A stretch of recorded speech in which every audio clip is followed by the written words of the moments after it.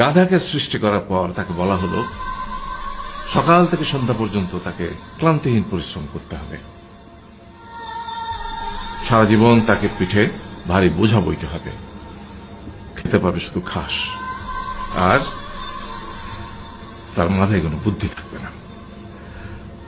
তার আয়ু হবে 50 বছর। গাধা করজোড়ে সৃষ্টিকর্তাকে বলল, আমি এত বছর বাঁচতে চাই না, আমাকে 20 বছর আয়ু দেওয়া হোক। সৃষ্টিকর্তা সেটাই মঞ্জুর করলেন। কুকুরকে যখন সৃষ্টি করা হলো তখন তাকে বলা হলো যে সে হবে মানুষের সবচেয়ে বড় বন্ধু, কিন্তু সে খাবে মানুষের উচ্ছিষ্ট, এবং তার আয়ু হবে 30 বছর। কুকুর সৃষ্টিকর্তাকে বলল, আমি এত বছর বাঁচতে চাই না, আমাকে 15 বছর আয়ু দেওয়া হোক। সেটাই মঞ্জুর করা হলো। এরপর বানরকে বলা হলো, তুমি শুধু গাছে